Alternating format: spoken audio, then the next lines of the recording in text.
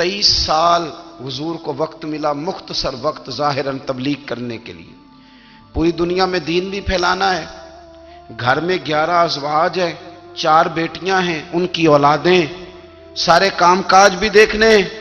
لیکن سیدہ طیبہ طاہرہ حضرت عائشہ صدیقہ رضی اللہ تعالیٰ عنہ فرماتی ہیں سارا دن تبلیغ کرتے، ہر غلام کے دکھ سنتے، گھر میں آتے تو اپنے گھر والوں کا خیال کرتے، کام میں ہمارا ہاتھ بٹاتے۔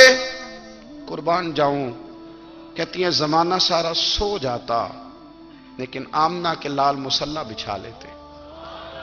دنیا سو گئی، ساری سب سو گئے، جو خدام تھے، وہ جو غلام تھے، وہ سو گئے۔ صحیح مسلم نے لفظ ملیں گے، سیدہ پاک فرماتی ہیں او میرے نبی کے غلاموں، میں نے یہ رنگ بھی دیکھا ہے کہ حضور نے اتنا کھڑے رہے، اتنا قیام کیا، اتنا قیام کیا کہ مقدس پیروں میں ورم آ گئے، سوج گئے پیر۔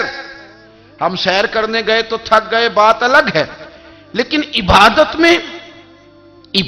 میں یہ بھی تو مسلم شریف ہے نا، یہ بھی تو دین ہے نا، یہ بھی تو حضور کی سنت ہے، یہ بھی تو وہ چیز ہے جو کریم کی آنکھوں کی ٹھنڈک ہے۔ سیدہ فرماتی ہیں پیروں میں ورم آ گئے، اور ساری رات ہی حضور نے نماز پڑھی اور ایک ہی آیت بار بار دہرائی۔ مسجد نبوی میں بلال حبشی نے فجر کی اذان دے دی اور حضور ابھی مصلی پہ تھے۔ کریم فارغ ہوئے، میں نے عرض کی یا رسول اللہ صلی اللہ علیہ وسلم، آپ کے تو صدقے اللہ اگلے پچھلوں کے گناہ معاف کرے گا، تو آپ اتنی آہوزاری کیوں فرماتے ہیں؟ آپ تو شفیع ہیں، آپ تو انبیاء کے امام ہیں۔ تو حضور نے فرمایا عائشہ تم نے گنوایا ہے نا میرے اللہ کی مجھ پر کتنی رحمت ہے، افلا اکون عبدا شکورا، فرمایا اگر اس نے اتنی نعمتیں دی ہیں تو کیا میں اس کا شکر گزار بندہ نہ بنوں؟ میں شکر گزار بندہ نہ بنوں اس کا؟ پھر اگر اتنی نعمتیں اس نے دی ہیں، مجھے اتنا نوازا ہے، تو پھر میں اس کے سامنے سجدے نہ کروں؟ او میرے بھائی، بڑے قابل فخر لوگ ہیں ہم کہ ہم نبی پاک کے غلام ہیں، ہم قابل فخر ہیں کہ نبی کریم کے غلام ہیں۔ کیا کبھی اس غلامی کے شکرانے میں بھی 2 نفل پڑھے کہ یا اللہ تیرا شکر ہے تو نے ہمیں حضور کا غلام بنایا ہے؟ یاد رکھیں کہ اپنی روحانی زندگی کو آباد کریں، استغفار پڑھیں، تسبیحات کریں، کچھ چھوٹے چھوٹے اعمال ہیں ان کو اپنی زندگی میں حصہ بنائیں۔ ترمذی شریف میں حدیث ہے، نبی پاک صلی اللہ علیہ وسلم نے فرمایا 3 مرتبہ صبح، 3 مرتبہ شام اعوذ باللہ السمیع العلیم 3 دفعہ یہ پڑھو، اور 1 دفعہ سورۃ حشر کی آخری 3 آیات، هو اللہ الذی لا الہ الا هو عالم الغیب والشہادۃ هو الرحمن الرحیم۔ اعوذ باللہ من الشیطان الرجیم ہے نا، اس کو پڑھنا ہے اعوذ باللہ السمیع العلیم من الشیطان الرجیم، فرمایا 3 دفعہ اس کو پڑھو، اور 1 دفعہ سورہ حشر کی 3 آیتیں، 1 دفعہ صبح اور 1 دفعہ شام۔ صبح کیا ہے، شام کیا ہے؟ تو اعلیٰ حضرت بریلوی فرماتے ہیں صبح سے مراد ہے آدھی رات ڈھلنے سے لے کر سورج نکلنے تک، آدھی رات ڈھلنے سے لے کر یعنی تہجد کا ٹائم سے لے کر سورج اور شام کیا ہے، دوپہر ڈھلنے سے لے کر مغرب کی اذان تک، یہ شام ہے۔ اب سن لیں، یہ ترمذی کی حدیث ہے سیاستہ کی، نبی پاک نے فرمایا جس نے 3 مرتبہ اعوذ باللہ پڑھی اور 1 بار سورہ حشر کی آخری 3 آیتیں پڑھی، 1 دفعہ صبح پڑھے، 1 دفعہ شام پڑھے، نبی کریم علیہ السلام فرماتے ہیں اگر صبح پڑھے گا تو 70,000 فرشتے شام تک، اور اگر شام کو پڑھے گا تو 70,000 فرشتے صبح تک پڑھنے والے بندے کی مغفرت کی دعا مانگتے رہیں گے۔ چلے میں تو اس بات پہ بھی بڑا راضی ہوں کہ پہلی دفعہ اہل سنت میں ایسا ہو رہا ہے کہ وظیفہ ملنے پر لوگ نعرے لگا رہے ہیں، ورنہ وظیفہ بتائیں تو کہنے بھی پڑھیں گے پر کوئی تویز بھی لکھ چھڑو ماڑا گیا۔ ایک صاحب آئے مجھے کہنے لگے جی برکت کوئی نہیں، غربت بڑی ہے، میں نے کہا سورۃ واقعہ پڑھا کر، کہتے پیر صاحب تھوڑی تکلیف کرو کو میں نے تویز بھی کر دیو۔ میں نے اسے کہا خدا کے بندے میں تویز دوں گا پتہ نہیں کام بنے گا نہیں بنے گا، سورۃ واقعہ پڑھ، یہ وہ تویز ہے جو مدینے والے رسول نے عطا فرمایا ہے کہ سورۃ واقعہ پڑھو تمہیں کبھی فاقہ نہیں آئے گا۔ تو وظائف پڑھیں، عبادات کریں، تیاری کریں، کچھ نیک اعمال بچائیں ایسے جن کا ہمیں پتہ ہو، جو ہمارے رب کو پتہ ہو۔ حضرت عبداللہ ابن عمر رضی اللہ تعالیٰ عنہ حضرت عمر کے صاحبزادے، مکہ مکرمہ میں ان کی قبر ہے۔ میں نے جب انہیں پڑھا تو مجھے ان سے بڑا پیار ہو گیا، لیکن آپ کو پتہ ہے وہاں جا کے کسی شخص کا مزار تلاش کرنا یا پوچھنا ایک مشکل کام ہوتا ہے۔ تو ایک دفعہ میں مکہ شریف میں حاضر تھا، تو ایک گاڑی والا ڈرائیور مجھے کہنے لگا کہ مولانا میں آپ کو جانتا ہوں، مجھے آپ سے محبت ہے، ایک بات بتاؤں آپ کو؟ میں نے کہا بتاؤ۔ کہنے لگے حضرت عبداللہ ابن عمر کی قبر دیکھنی ہے۔ میں نے کہا یہ تو نہیں کہہ رہا، یہ کسی نے بندوبست کرایا ہے، یہ اللہ نے تیرے دل میں بات ڈالی ہے، یہ ہو گیا، تو لے چل مجھے۔ حضرت عبداللہ ابن عمر کو نبی پاک نے فرمایا تھا راجل صالح، یہ نیک بندہ ہے، یہ متقی آدمی۔ حضرت عبداللہ ابن عمر رضی اللہ تعالیٰ عنہ سیدنا فاروق اعظم رضی اللہ تعالیٰ عنہ کے صاحبزادے ہیں، اور ان کی ہمشیرہ سیدہ حفصہ رضی اللہ تعالیٰ عنہ حضور کی زوجہ محترمہ ہے۔ ایک دن اپنی ہمشیرہ سے کہنے لگے کہ نبی کریم صلی اللہ تعالیٰ علیہ وسلم گھر میں آئے نا، اور اگر حضور غم امت میں پریشان نہ ہوں، طبیعت کو حشاش بشاش دیکھو، تو ذرا پوچھنا تو صحیح حضور کا میرے بارے میں کیا خیال ہے، پوچھنا تو صحیح کہ کریم کی بارگاہ میں میرا کیا مقام ہے، میرے بارے میں حضور کیا فرماتے ہیں۔ اب بہن کو کام بتائے، اور بتائے بھی بھائی، اور پھر بہن وہ کام نہ کرے، یہ تاریخ میں ہوتا نہیں۔ حضرت عمر فاروق رضی اللہ تعالیٰ عنہ کی صاحبزادی ام المومنین رضی اللہ تعالیٰ عنہ فرماتی ہیں کہ میں تو بس منتظر تھی، انہوں نے تو کہا تھا نا کہ اگر تم حشاش بشاش دیکھو تو بات کرنا، لیکن حضور تشریف لائے، میری باری تھی، میرے گھر تشریف لائے، کھانا پیش کیا تو فوراً میں نے عرض کی حضور ایک بات پوچھنی تھی۔ تو حضور نے فرمایا پوچھئے۔ میں نے عرض کی حضور میرے بھائی عبداللہ ابن عمر کے بارے میں آپ کا کیا خیال ہے؟ نوجوانوں میری بات پہ غور کرنا، میرے بھائی کے بارے میں آپ کا کیا خیال ہے؟ تو نبی کریم صلی اللہ تعالیٰ علیہ وآلہ وسلم نے میری طرف دیکھا، اور پھر حضور زیر لب تھوڑا مسکرائے، اور بریلی کے امام کہتے ہیں کہ حضور مسکرا دیتے تھے نا تو جو بڑا دکھی ہوتا تھا وہ بھی ہنس پڑتا تھا۔ اب سوال پیدا ہوتا تھا کہ پھر تو اس مسکراہٹ کے لیے انتظار کرنا پڑتا ہوگا کئی مہینے کہ حضور مسکرائیں تو رونے والے ہنسیں، تو اعلیٰ حضرت فرماتے نہیں، انتظار نہیں کرنا پڑتا، یہ مسکراتے رہنا تو حضور کی عادت ہے۔ جس کی تسکین سے روتے ہوئے ہنس پڑے، اس تبسم کی عادت پہ لاکھوں سلام۔ یعنی یہ تو عادت ہے حضور کی مسکراتے رہنا، اس کے لیے انتظار نہیں کرنا پڑتا۔ بھائیو آپ خیال رکھیں گے، غور کریں گے، حضرت عبداللہ ابن عمر رضی اللہ تعالیٰ عنہ کے بارے میں پوچھا تو سیدہ فرماتی ہیں کہ نبی کریم صلی اللہ تعالیٰ علیہ وسلم نہ زیر لب مسکرائے اور فرمایا حفصہ تیرا بھائی ہے تو اچھا، لیکن میں نے سنا ہے کہ عشاء کی نماز پڑھتا ہے تو فجر تک سویا ہی رہتا ہے۔ او نوجوانوں، 10 بجے تک سونے کی بات نہیں ہوئی، 9 بجے تک سونے کی بات نہیں ہوئی، 11 بجے اٹھنے کی بات نہیں۔ حضور فرمانے لگے میں نے سنا ہے کہ عشاء کی نماز پڑھ کے سو جاتا ہے اور فجر تک سویا ہی رہتا ہے، اسے چاہیے کہ تہجد کے وقت اٹھا کرے، اللہ کی بارگاہ میں حاضر ہوا کرے، آہوزاری کرے، سجدے کرے، عبادت کرے، اٹھتا ہے اور فجر میں جا کے اٹھتا ہے۔ حضرت جناب حفصہ رضی اللہ تعالیٰ عنہ کہتی ہے میں نے جناب عبداللہ ابن عمر کو پیغام دیا اور میں نے کہا میرے جوان بھائی سن، نبی پاک نے فرمایا ہے تو اچھا پر تہجد میں نہیں اٹھتا، نفل نہیں پڑھتا۔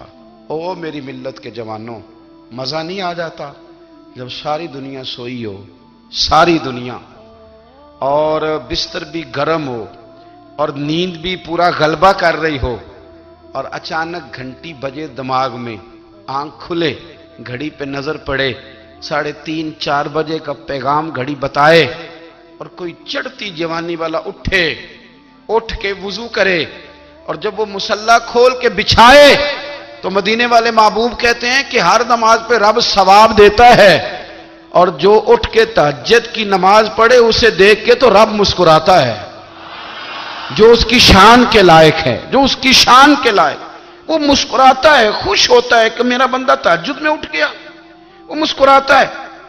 کاش ہماری صبحیں کبھی اپنے مالک کے نام ہو جائیں، کاش کے صبح حضرت ابو الحسن رحمت اللہ تعالی علیہ حضرت معاذ ابن جبل رضی اللہ تعالیٰ عنہ کے پاس بیٹھا کرتے تھے. فرماتے ہیں ان سے جو پیار بڑھا تو پھر میرا مصلی سے بھی بڑھ گیا. تابعی ہیں. فرماتے ہیں صحابی رسول سے محبت ہوئی تو ذکر سے بھی ہو گئی, پھر درود شریف سے بھی ہو گئی. محبت ان سے بڑھی تو پھر اللہ نے مسجد کا پیار بھی بڑھا دیا. آپ فرماتے ہیں کہ میری ہر وقت طبیعت چاہتی تھی کہ بس اللہ اللہ کروں, بس اللہ اللہ کروں, بس نہ میں ذرا تھوڑی جان چھڑاؤں لوگوں سے, کو 10 منٹ ملے تو میں کچھ 4 نفل پڑھ لوں, میں تھوڑا سا نہ بچوں لوگوں سے, اور مجھے تسبیح ملے تو میں نہ کچھ 400-500 دفعہ استغفار پڑھوں, سبحان اللہ, الحمدللہ, اللہ اکبر, لا حول ولا قوت الا باللہ, میں نہ تسبیحات پڑھوں. فرماتے ہیں کہ بچے تھے گھر میں 6-7, غربت تھی, کام ملتا کوئی نہیں تھا, اور میں کام چور نہیں تھا, کام ڈھونڈتا تھا, پر اللہ کی قدرت کے کام نہیں ملتا تھا. فرماتے ہیں کہ میں نے ایک دن اپنی اہلیہ سے کہا کہ آج میں پھر جاتا ہوں کام ڈھونڈنے. تو میری بیوی بڑی فرما بردار تھی, پر اس دن نہ غربت کے ہاتھوں تنگ آ کے کہنے لگی, آج نانا کوئی تو چیز لے کے آیا, تو مجھ سے بچوں کی بھوک نہیں دیکھی جاتی. یہ سب روگاں دا روگ محمد جس دا نام غریبی, کنڈ بلا کے لنگ جاندے نہیں دوست یار قریبی. آج نہ کچھ لے کے آیا تو میں بچے لے کے چلی جاؤں گی. شیخ فرماتے ہیں کہ میں بڑا پریشان گھر سے نکلا, پر میں نے صبح سے لے کے زور تک کام ڈھونڈا, کام ملا کوئی نہیں. تو میرے دل میں خیال آیا, چلو کام نہیں ملتا تو اللہ اللہ تو کرے نا, چلو بندوں کی مزدوری نہیں ملتی تو رب کریم کی عبادت ہی کرتے ہیں. فرماتے ہیں کہ میں نے نا فرات کے پانی سے وضو کیا, نہر کے, شدید دھوپ تھی, ساتھ ریت تھی, اور ریت تپ رہی تھی. میں نے اپنا رومال وہیں مصلی کے طور پر بچھا لیا, اور فرماتے ہیں کہ زور سے لے کر عصر تک نماز پڑھی. دھوپ بھی پورے زور پہ, پر میرے سجدے کا ذوق بھی پورے زور پہ. فرماتے ہیں سورج بھی چمک رہا ہے, اور رب کی عبادت کا ذوق بھی پورے زور پہ. میں سجدہ کروں تو پھر میرا اٹھانے کو جی نہ چاہے. میرے استاد لکھا کرتے تھے, یہ ان کا شعر ہے, وہ کہا کرتے تھے, مجھے سوز دے, مجھے ساز دے, اور مجھے نیم شب کا نیاز دے, دم سجدہ خود کو میں توڑ دوں, مجھے ایسا ذوق نماز دے. اور میں تیری بہار کا پھول ہوں, میں کھلا بھی ہوں تو تیرے لیے, مجھے میری شاخ سے توڑ لے, مجھے اپنی زلف کا ناز دے. بھائی فرماتے ہیں کہ عصر تک میں نے نفل پڑھے, دل ڈھلنے لگا, عصر کی نماز پڑھی, اور میں وہاں سے چلا. اب میں جب نکلنے لگا تو دل میں خیال آیا کہ چھوٹی چھوٹی دیواریں ہیں گھر کی, بغیر کچھ لیے جاؤں گا تو بیوی دور سے دیکھے گی تو شور کرے گی کہ پھر خالی ہاتھ آ گیا ہے. کہتے میں نے اپنے اسی رومال میں جس پہ میں نے نماز پڑھی تھی نا, رومال میں کی آخی دے پنجابی جو صافہ کہتے ہیں, اسی میں نا میں نے کچھ ریت بھر لی کہ وہ دور سے دیکھے گی تو سمجھے گی کچھ لے کے آیا ہے, چلو جا کے اسے بتا دوں گا کہ آج پھر مزدوری نہیں ملی. کہتے ہیں وہ ریت لے کر جب میں گھر میں گیا تو پہلے بیوی دروازے پہ کھڑی ہوتی تھی, پوچھتی تھی خالی ہاتھ آ گئے ہو, آج میں نے دیکھا تو ہے ہی کوئی نہیں. فرماتے ہیں میں اندر داخل ہوا, سلام لیے, کونے میں نے وہ رومال رکھ دیا, اور میں نے آواز دی کہ بھلی مانس کہاں ہو. تو وہ کہنے لگی آپ منہ ہاتھ دھو لیں, میں روٹی لے کے آئی. میں نے کہا روٹی کہاں سے آ گئی, یہاں تو کئی دنوں کے فاقے, تو کئی دنوں کی غربت ہے, یہاں تو اس گھر میں تو فقیری ہے. فرماتے ہیں کہ وہ روٹی لے کے آئی, اور اس وقت کی جو موجودہ نعمتیں تھیں, سمجھ لیں سلاد, اچار, ہر چیز ساتھ لائی. میں نے کہا کہ بچے کہاں گئے, کہنے لگی وہ کھانا کھا کے کھیلنے گئے, آپ کھانا کھا لیں آ جاتے. کھانا اس نے چن دیا. میں نے حیرت انگیز لہجے میں ساری نعمتیں اپنے دسترخوان پہ دیکھ کر کے بیوی سے پوچھا یہ کہاں سے آیا کھانا, بچوں کو تو نے کہاں سے کھانا کھلایا, یہ سارا کچھ کیسا ہے. تو کہنے لگی پتہ نہیں آج آپ کس کریم کی مزدوری کرنے چلے گئے تھے, پتہ نہیں کس کریم کی, میرے گھر میں تو اتنی نعمتیں آئی ہیں کہ مجھ سے سنبھالی نہیں جا رہی, اتنا اناج ہے, اتنا گندم ہے, کس کریم کے دروازے آج چلے گئے تھے. یہ کہتے کہتے وہ اٹھی, اور اٹھ کر کے کہنے لگی پہلے بڑا کچھ آیا تھا, اب کیا لے آئے ہو. اور جا کر کے نا اس نے وہ ریت والا رومال کھولا, کہنے لگے میں تو لے کے آیا تھا ریت، تو میرے رب نے اسے بھی سونے اور ہیرے بنا دیا تھا۔ جب آپ کی توجہ اللہ کی جانب، میرے نبی پاک صلی اللہ تعالی علیہ وسلم نے فرمایا ہر چیز اپنے رب سے مانگ، ہر چیز مانگ، ہر چیز مانگ۔ یا رسول اللہ کیا کچھ؟ میرے محبوب نے فرمایا تیرے گھر میں نمک بھی ختم ہو جائے تو وہ بھی اپنے رب سے مانگا کر، تو مانگنا وہ تجھے دے گا، تو اس کی بارگاہ میں کشکول طلب دراز تو کرنا۔ اور ترمذی شریف میں عجیب لفظ ہیں، رسول کائنات نے فرمایا، رب کریم فرماتا ہے جب میرا بندہ ہاتھ اٹھاتا ہے نا تو مجھے حیا آتی ہے کہ میں خالی کیسے لوٹا دوں اس کے۔ اتنے بڑے بادشاہ کی بارگاہ میں، او بھائی لوگوں سے عزتیں تلاش کرتے ہو تو وہ کیا تمہیں عزت دیں گے؟ وہ تو کل اچھا کہتے ہیں پرسوں برا کہنے لگ جاتے ہیں۔ لوگوں کے سامنے گڈ بک میں آنا چاہو گے تو وہ تو سویرے تمہارے بارے میں کچھ کہیں گے، شام کچھ اور کہیں گے۔ اپنی روحانی زندگی آباد کریں، اپنے مسلح کو وقت دیں، اور دنیا سے چھپ کر اس موبائل کو بند کر کے اور اپنے آپ سے بھی چھپ کے اور تنہا ہو کے چھپا کے سارا کچھ اپنے آنسو اپنے رب کی بارگاہ میں پیش کریں، اس کے حضور حاضری دیں۔ سنو نا ترمذی کی حدیث، اور اسے یاد رکھنا، نبی پاک علیہ السلام نے فرمایا اپنے دکھ لوگوں کے سامنے نہ بیان کرنا، سیٹھوں نوابوں کو نہ بتاتے پھرنا، دنیا داروں کے سامنے جا کے نہ رونا کہ میں تکلیف میں ہوں۔ فرمایا اگر دنیا داروں کو دکھ بتاؤ گے رب تمہیں کبھی غنی نہیں کرے گا، اور لوگ ہیں کہ الٹا مذاق اڑائیں گے۔ آپ کی جس سے بڑی پکی یاری ہے نا، پکی، وہ تب تک پکی ہے جب تک آپ نے 50,000 مانگا نہیں، اور جس وقت آپ نے کہہ دیا کہ میں مجبور ہوں میری مدد کر تو پھر ختم ہو گئی دوستی۔ لوگوں کے تعلقات آپ کے ساتھ تب تک ہیں جب تک آپ ان سے کوئی ضرورت وابستہ نہیں کرتے۔ کریم محبوب فرمانے لگے بندوں کے سامنے دکھ نہ بیان کرنا، اللہ تجھے کبھی غنی نہیں کرے گا۔ تو اپنے دکھ اپنے رب کو بتا، تو دعائیں مانگ، تو اس کی بارگاہ میں حاضر ہو، تو اس کے حضور عرض کر۔ فرمایا اپنے دکھ اپنے رب کو بتا، وہ جلدی کرے یا دیر سے کرے تجھے ساری دنیا سے بے نیاز کر دے گا، تجھے کسی کا محتاج نہیں رہنے دے گا۔ اپنے مسلح کو، اپنی دعاؤں، ایک بزرگ فرماتے ہیں میں نے دعا مانگنے کا طریقہ اپنی بیوی سے سیکھا، دعا مانگنے کا طریقہ اپنی، سیکھنے والے تو اپنے بچوں سے بھی سیکھ لیتے ہیں، سیکھنے والے تو ہر ایک سے سیکھتے ہیں۔ وہ کہتے ہیں میں نے دعا مانگنے کا سلیقہ اپنی بیوی سے سیکھا ہے۔ حضرت وہ کس طرح؟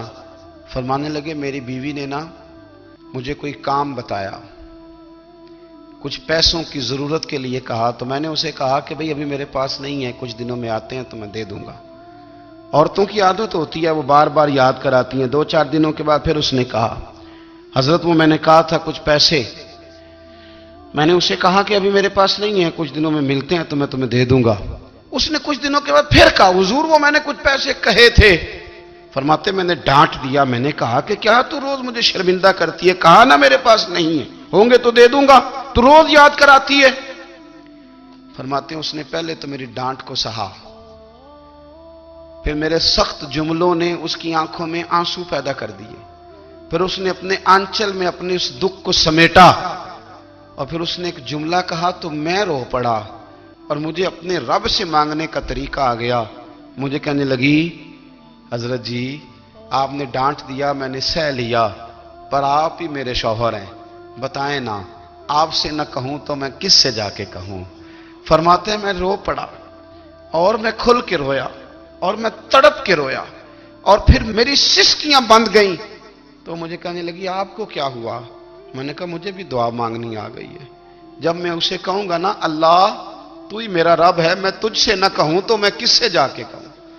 میں کیوں کسی بندے سے سوال کروں؟ میں کیوں کسی دنیا دار سے کہوں؟ میں تیرے بندوں کا، نیک بندوں کا وسیلہ لے کے، تیرے محبوب کی غلامی لے کے تیری بارگاہ میں آیا، تجھ سے نہ مانگوں تو کس سے مانگوں؟ سمجھ آ گئی ہے جب میں اس رنگ میں مانگوں گا تو پھر رب میرے اوپر بڑا ہی فضل فرمائے گا، وہ میرے اوپر بڑی رحمت کرے گا، وہ میرے لیے آسانیاں کرے۔ عزیز دوستو ہم اس طرح کرنے لگ گئے ہیں کہ ہم نے نا اپنے تعلقات پر اعتماد کرنا شروع کر دیا ہے۔ میرے تعلقات بہت ہیں، ہم نے اپنی دولت پر اعتماد کرنا شروع کر دیا ہے، میرے پاس دولت بہت ہے۔ ہم نے اپنے علم پر، اپنی شہرت پر اعتماد کرنا شروع کر دیا ہے کہ میرے پاس فلاں چیز بہت ہے۔ یاد رکھنا جب بے نیاز اپنی صفت بے نیازی دکھاتا ہے تو بڑی بڑی دولتوں والے مجبور نظر آتے ہیں. بھائیو، جب انسان کا رشتہ اپنے مالک کے ساتھ ہوتا ہے پھر تو غم بھی کچھ نہیں کہتے، پریشانیاں بھی کچھ نہیں کہتی، پھر تو زندگی صبر والی، پھر تو زندگی توکل والی، پھر تو زندگی بھروسے والی. پھر انسان اپنے آپ کو رسوا نہیں کرتا. دنیا داروں سے امیدیں اس کی ختم ہو جاتی، امیدیں اللہ رسول سے لگا لیتا ہے، مضبوط ہو جاتا ہے، مضبوط، طاقتور ہو جاتا ہے، خوددار ہو جاتا ہے، باوقار باعزت ہو جاتا ہے. حضرت بہلول دانا رحمت اللہ علیہ بیٹھے تھے تو ہارون رشید حج کر کے آ رہا تھا. تو رستے میں حضرت شیخ سے ملاقات ہو گئی تو السلام علیکم کے بعد کہنے لگا، حضور کوئی حکم ہو تو بتائیے گا. تو حضرت بہلول دانا فرمانے لگے، تیرا رب کون ہے؟ اس نے کہا اللہ. تو فرمایا میرا کون ہے؟ کہا اللہ. فرمانے لگے تو بڑا ہی بیوقوف ہے، کیا تو یہ سمجھتا ہے کہ رب ہارون رشید کو تو دے گا اور بہلول دانا کو بھول جائے گا؟ تیرا بھی وہی رب ہے، میرا بھی وہی رب ہے. اس نے اگر تجھے دے کے آزمایا ہے تو ہو سکتا ہے مجھے نہ دے کے آزما رہا ہو. جب اس کی حکمت کے تقاضے ہوں گے تو عطا کرے گا اور دے گا. تو جا اپنا کام کر. بھائی، اپنی روحانی زندگی، اپنی عبادات، اپنے وظائف، اپنے روزمرہ کے معاملات، اپنی دعائیں، اپنا استغفار، دیکھو کوئی مشکل کام تو نہیں. 2 رکوع ہیں سورہ واقعہ کے، اگر رات کو پڑھ لی جائے تو. میں کس طرح یہ بات بیان